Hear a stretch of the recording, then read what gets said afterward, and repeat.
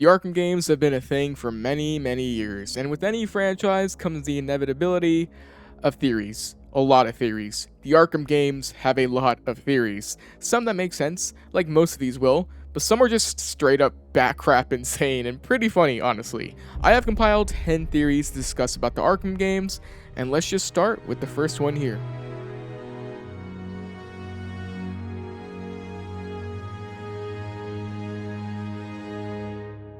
So this first theory touches on the story of Cyrus Pinkney. I've actually discussed this guy recently in my Disturbing Details video. So Cyrus Pinkney was the architect who built a lot of Gotham's old buildings like the Gotham Merchants Bank and the courthouse and stuff in the late 1800s. Long story short, because his story is really long, a man named Henry Cobblepot tried to poison him with a drink, but Cyrus knew that and he faked his death, and he also had Henry killed in the process. However, what became of Cyrus Pinkney after is unknown. After finishing the quest, his body is nowhere to be found. Even where his coffin is, his body is not there. So his fate is unknown. This is where the theory comes in that Cyrus Pinkney somehow ended up becoming Solomon Grundy. Now, this theory has one strong bit of evidence to show off for it, but first off, I want to say that Solomon Grundy's name is usually Cyrus Gold, and Cyrus Pinkney shares the first name. So there's a common trait there which, you can use for some kind of evidence if you would like. However, the biggest piece of evidence comes from where you find Solomon Grundy. You find him in Arkham City under this museum. But do you know what this museum is called? The Cyrus Pinkney Natural History Institute. So the theory goes that somehow Cyrus vanished without a single person knowing where he is, and it's due to that fact that he turns into Solomon Grundy, becoming unrecognizable and no one being able to distinguish who Grundy really was. Now, if you look at Grundy's bio in Arkham City, it does confirm his name, Cyrus Gold, and his bio kind of talks about how Cyrus tried to escape justice over at Slaughter Swamp over a century ago. This could line up with Cyrus Pinkney. He sought out his own justice, becoming a vigilante in a way, and left. And that was also over a century ago too, kind of. So, I don't know. It's an interesting one for sure. Let me know what your thoughts are on this one.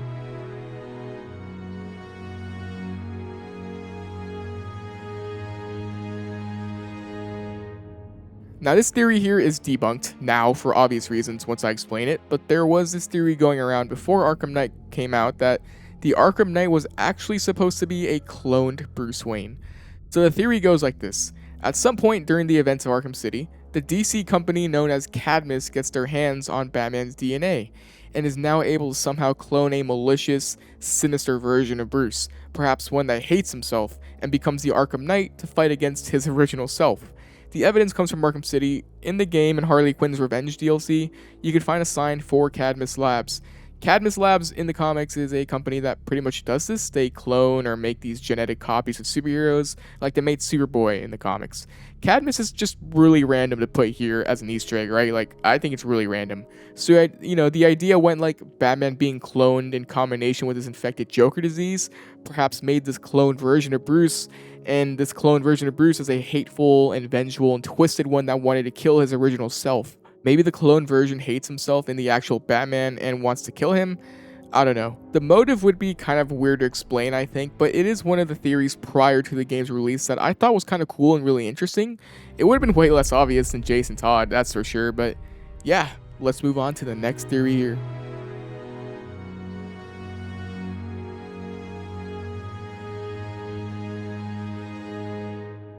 So this theory goes that Dr. Young was always evil in the Arkham games rather than a victim of unfortunate circumstances. Now, I've talked about Dr. Young before, but I never fully delved into the topic. Dr. Young is the lady in charge of making the Titan formula, the formula that's pretty much the catalyst for the entire series, basically.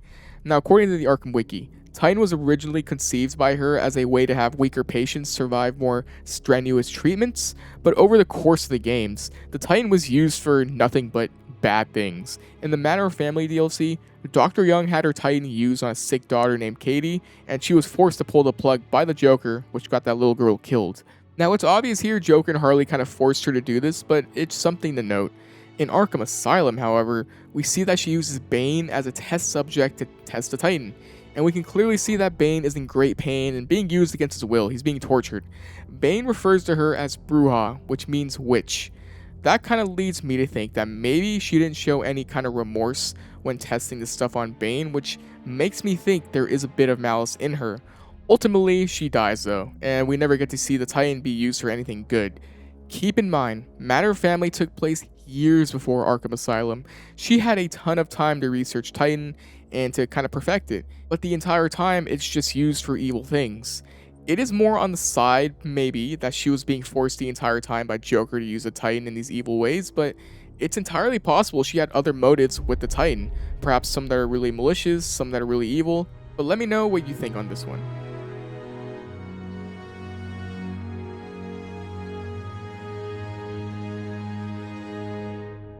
Okay, this next theory is one that I've seen float around, but I'm not sure what to make of it. I've never really put too much thought into it until now.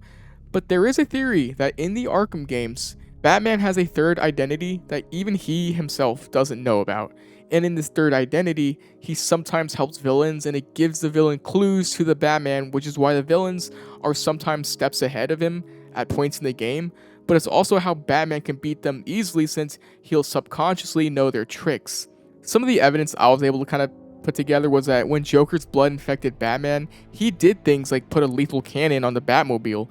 Batman was seemingly aware of the Joker the entire time between Arkham Knight and a little after City, since we saw in the flashback with Gordon in Arkham Knight that last cell was for him. He knew Joker was in him. Maybe Joker was the third identity between these games, or maybe Bruce always had a third persona the entire time. In Arkham Origins, these thugs here talk about a character named Lefty.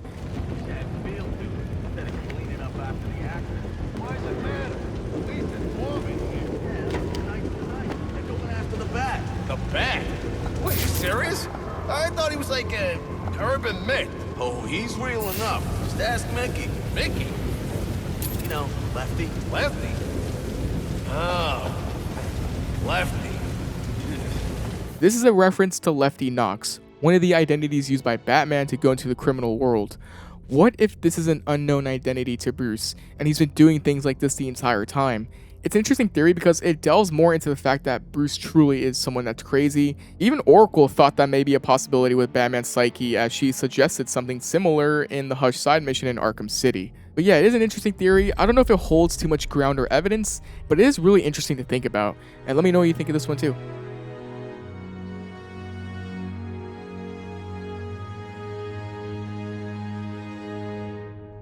This next one, Joker wanted to die in Batman Arkham Origins.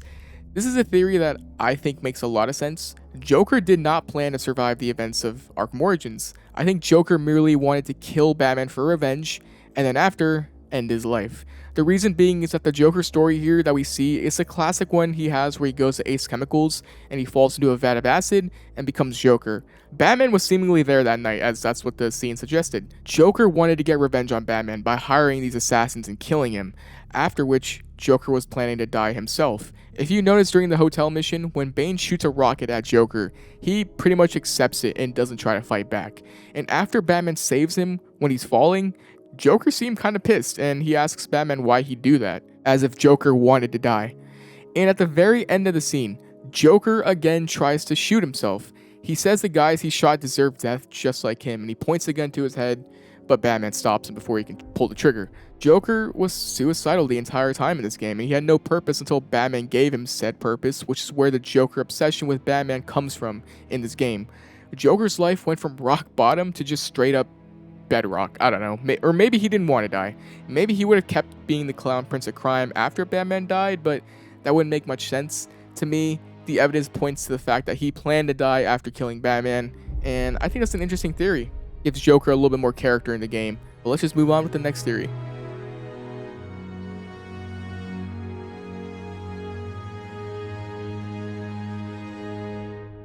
The Court of Owls. We never see the Court of Owls in the Arkham games. Other than a couple of Easter eggs in Arkham Origins, they are never mentioned in these games, not once. However, even though they're never mentioned, one theory suggests that they've been there the entire series. There's a lot of specific examples that would make sense to show that they have been around for a while, and I picked out a few to talk about here. One of the theories goes back to Cyrus Pinkney. Some people said that instead of him turning to Solomon Grundy, what if the Court of Owls took him in and either killed him or had him join the court, since Cyrus was very well versed into the political side of Gotham City, so that is a very big possibility. Another thing that I've heard from people is that it was the court that helped Hugo Strange in pretty much allowing the city to let him build this giant super prison in the middle of it. It's hard for someone to get permission like that. What if it was the Court of Owls that influenced the Gotham higher-ups to allow Hugo Strange to do this? Maybe to them, Arkham City was a good idea that can help cleanse the city of the filth by getting all these criminals killed. Another theory to support it is with anarchy.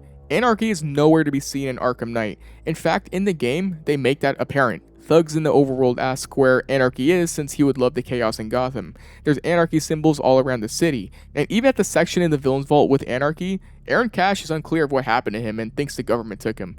It could be very possible he was taken by the Court of Owls instead, since Anarchy does kind of align with their political ideals, if you really want to make that argument. Arkham Origins did suggest that the court does exist in this universe.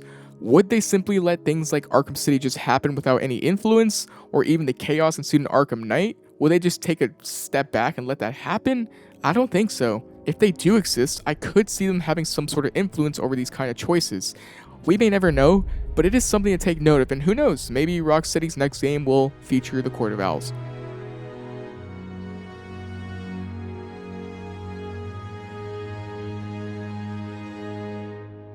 Moving on to this theory, this one is the most well-known one I think out of all of these, but I wanted to add it here because I wanted to talk about it and touch on it. Damian Wayne. Does Damian Wayne exist in the Arkhamverse? And I think that he does. In Batman Arkham City, Ra's al Ghul's hot daughter Talia says this to Batman. You didn't need to get yourself arrested to see me, Bruce. After that night we spent in Metropolis, you could have just called. Okay, so they had a thing in Metropolis. This line of dialogue suggests that maybe Talia was pregnant in this time and she had Damian Wayne after. If you don't know who Damian is, it's the son of Bruce and Talia. Now, there were plans to make a Damian Wayne Arkham game. It was called Project Sabbath, and it would feature like an old Bruce Wayne and yada yada yada. My point in bringing that up is that even though that game was cancelled, it still feeds into that notion that they put this line of dialogue here to have that pathway open for them. And I think Damian Wayne does exist in this universe. Now, the questions after is like, how old is he at the time of Arkham City? Talia doesn't say when her and Bruce went to Metropolis, so that could have been a recent time or a very long time. And another thing is, who's taking care of Damian after Talia's death? I'm assuming she had that taken care of should that happen, should she have died. Maybe he's under the care of people she trusts. Maybe Nissa's taking care of him. Who knows?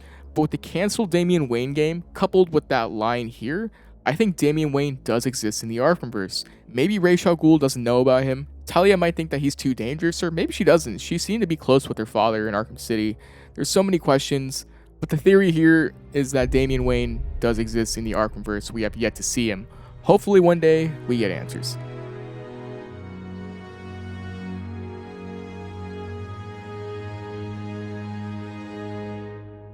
Jack Ryder. Is he really the Creeper in this universe or not? So the Creeper is a character in the DC universe that looks like a yellow, ugly monster thing. This is him. Here's a picture. Jack Ryder in the comics turns into this guy at will. Jack Ryder is the Creeper.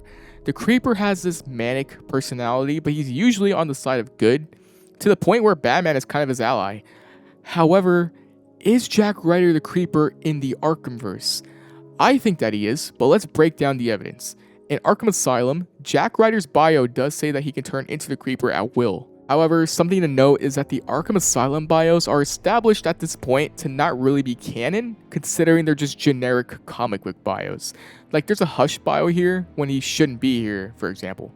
So yeah, keep that in mind. However, in Arkham City, one of Quincy Sharp's audio tapes drops the Creeper's name. Check this out. They said they didn't want to place their safety, their children's safety, in the hands of vigilantes like Batman, Nightwing, and there's at least one more. The Huntress. The Creeper? Whoever. Listen. So to me, this confirms that the Creeper does exist, but we never once see Jack turn into this guy, even when his life is in danger and he's about to die. So this leads me to believe one of three things. I think Jack Ryder is the Creeper in the Arkhamverse, but it's either that one, his transformations are involuntary and he doesn't know about them, because if he did know about them, he would most likely talk about it at some point in these games in his own goofy way, right? But he never does. So yes, that's one possibility, in that he transforms involuntarily and he just doesn't remember anything after. Maybe something triggers a transformation, who knows. Two, Batman at some point in this universe cured Jack of the creeper symptom inside of him, and maybe that happened between Arkham City and Arkham Knight, who knows? Or 3, maybe the creeper is somebody else entirely in this universe and it's not Jack Ryder at all. That'd be kind of weird to me to just do that, but I guess it's a possibility. But I like to think that Jack Ryder in this universe is the creeper, and he just has involuntary transformations triggered by something, or maybe it's just completely random.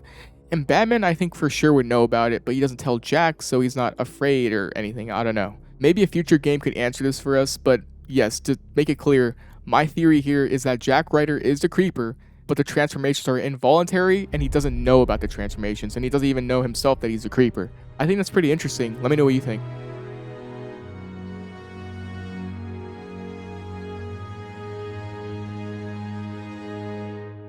Did Gordon always know the identity of Bruce Wayne as Batman or not? So this is actually kind of vague. In Batman Arkham Knight, after saving Gordon from Jason Todd, Batman and Gordon have this conversation in the elevator. Jim, I just want to say, working with Barbara, it was an honor. Don't. Even if you'd known what she was doing, you couldn't have stopped her. Stubborn like her old man. Brave. You know, you see a lot in this job, a lot of pain, a lot of suffering. But I'll never forget taking a witness statement from an 8-year-old boy who'd just seen his parents gunned down. You were kind, Jim. I was thinking I may never get a chance to tell you this, to say sorry. You don't need to. We're the same, Bruce. We'd do anything for our family. So, as you heard, Gordon said Bruce here. He knows Batman is Bruce Wayne. Prior to the scene, Gordon has never once alluded or said or did anything to let us know he knew Bruce Wayne was Batman. Ever. So the question is, did he know Bruce was Batman for a long time, or did he just find out? So right before the scene, you fight Jason Todd with Gordon present in the room. Jason literally screams Bruce's name throughout their fight, so anyone with ears can hear it. However, Jason never says Bruce Wayne in the fight, he just says his first name, Bruce. Take that information as you will, like, I'm sure people like Gordon here will still assume it's Bruce Wayne that Jason is talking about, but I thought I'd add that in. So it's pretty cool. It makes you wonder if Gordon figured it out here or he just always knew. I think either way you see it, you can't be wrong. One comment on this topic I saw was that since this is the only specific time Gordon mentions Bruce's name, it's like Rocksteady wanted to let us know that Gordon found out here in the section of the game. However, I like to think that Gordon found out sometime after Arkham Origins. Since Gordon was trying to capture Batman in Arkham Origins, I feel like he wouldn't consider Bruce a suspect considering he never went after Bruce Wayne in that game. So I think Gordon at some point realized that it was Bruce Wayne after Arkham Origins. That's what I like to believe. I always like this path more than the other because it kind of makes the way Gordon comfort Bruce in this universe when Bruce's parents died a little bit more thought-provoking. Like Gordon one day was like, holy crap, the kid whose parents died that I talked to and try to comfort is now the Batman kind of thing. It's just more interesting to me than having him find out here in the mission. Maybe since he noticed Jason call Batman by his name though, he's just like, okay, I can just call Batman Bruce and he wouldn't mind. I don't know. The way Bruce doesn't even acknowledge it really other than just calling Jim a kind man that night his parents died kind of makes me think that Bruce also secretly knew that deep down, that he knew that Gordon knew who he was. It's just a storytelling path that I like more, but like I said, it is ambiguous, so let me know what you think.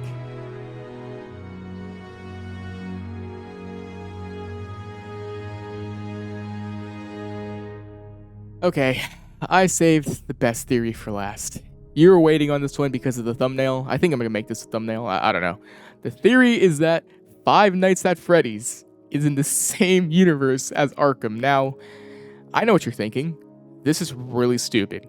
And you're completely right. It's really stupid. Stop being pessimistic. Where else am I going to talk about this theory other than a video legit about Arkham theories? So this evidence gathered is all on the wiki page for Arkham.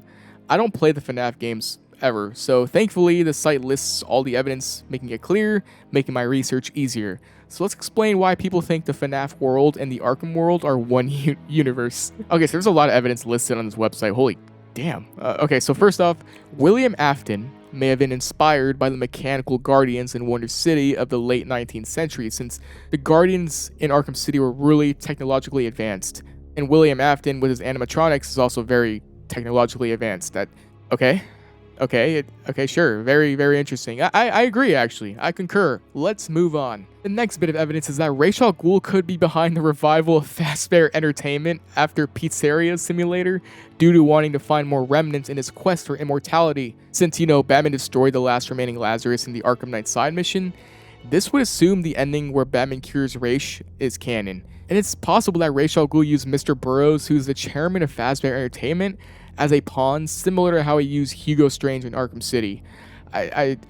My brain's already rotting, but I'm still low-key interested. Let's just keep moving on. There's a character in the FNAF games named Jason who wears a Batman t-shirt in the Silver Eyes, which could connect the two universes, and he shares the same name of Red Hood, Jason Todd, because his name's Jason.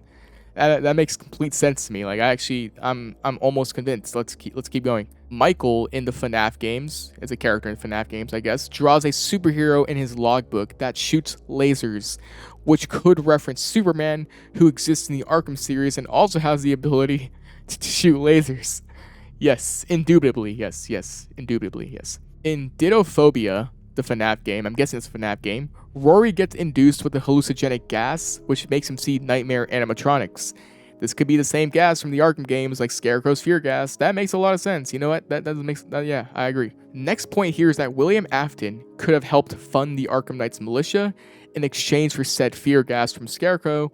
We know Outsiders of Gotham helped to fund the militia, so that's a very big possibility. Also, in the Tales from the Pizza Black storyline in FNAF, Batman is mentioned, suggesting that Batman exists in the universe. In the Arkham Origins extortion tapes, Loeb tells Lieutenant Brandon to meet with the third party requiring his services. The leader of this third party goes by the codename of Facade.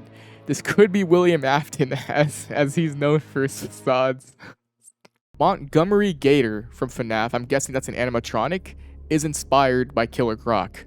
Sure, yeah, completely. The voice mimic synthesizer gadget that Batman uses in Arkham Knight could be connected to the Mimic 1 program in FNAF, aka they also call that the Mimic, who does the same thing pretty much. Very interesting, yes. I was wondering how Batman could synthesize voices. It had to be from something like FNAF. I completely agree. Steelwood Studios, the FNAF guys, follow Rocksteady on Twitter.